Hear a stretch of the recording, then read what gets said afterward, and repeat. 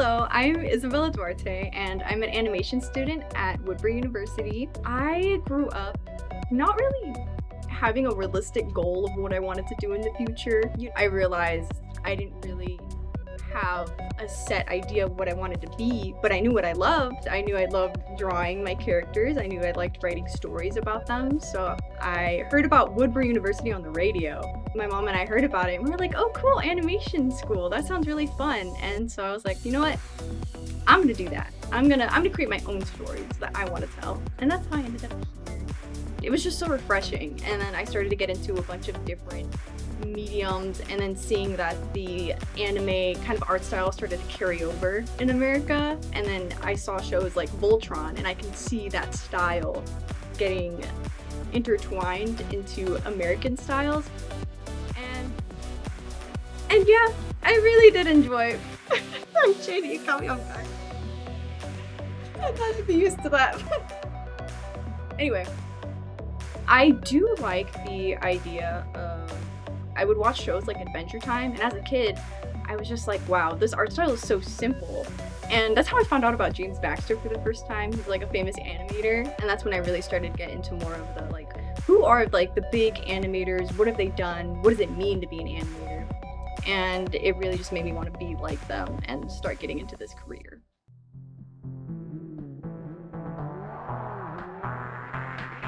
My very first year here at Woodbury was really scary because I didn't know how to really draw things properly or color, and all these like, rules that have been set.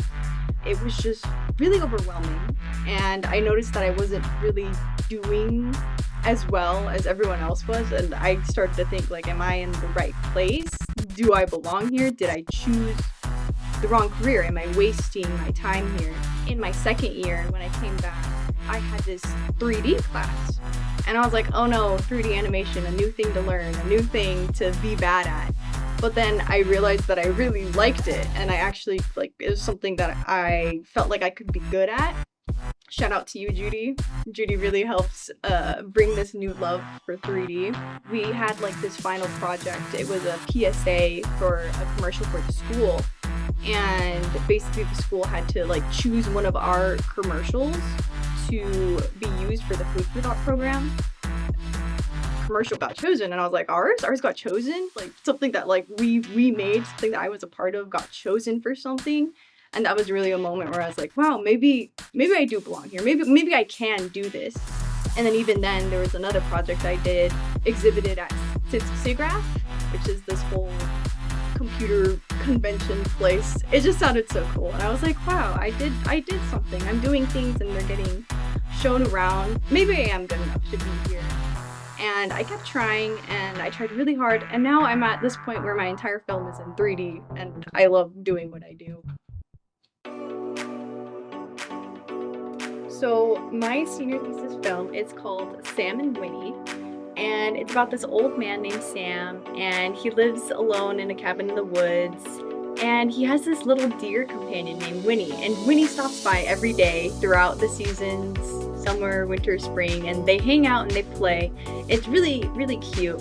But then one day Winnie goes missing, and Sam is very worried, so he goes out to find him and realizes it's hunting season, so he wants to go out and save Winnie before it's too late.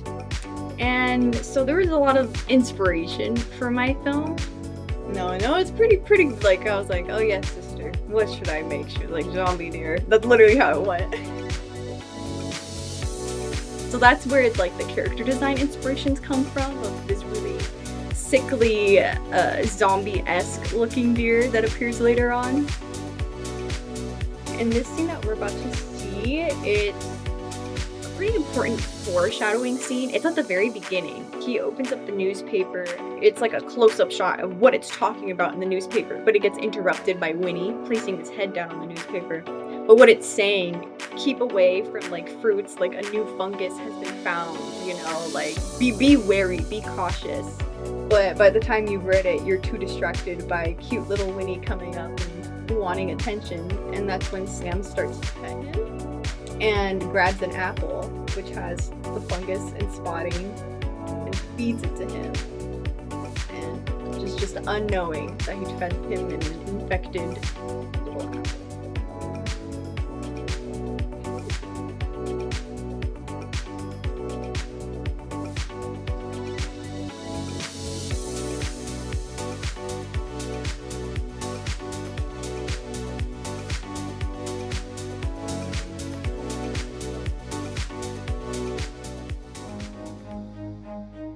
So I had a lot of great influences and support systems while I was here. A huge one is Judy, our 3D professor.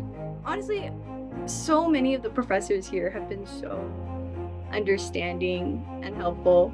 So coming to Woodbury was actually a great experience in a lot of ways. One of the biggest things is that it brought me out of my shell more. I am more expressive and I talk to people more. I wasn't a very productive person. I had all these ideas and things that I wanted to achieve, but I could never do them. Coming out here, just something about being in a small environment with so many people that I've grown really close to. It just really motivated me to push myself harder and as hard as they're working. The people here really carried this experience. They're so fun to be around. I got to hang out with them and go to events like Atmosphere this year, go to In-N-Out, go to Cane's. Every week my friends and I go and we get Cane's or In-N-Out. It's the best part. I got a lot of frenemies. There's very unique individuals here that I've grown to tolerate and get along with despite the circumstances, despite how many Nerf guns that I get shot with on the daily. And it's just become a very routine experience to have them in my life. But I guess at the end of the day, I do appreciate their existence.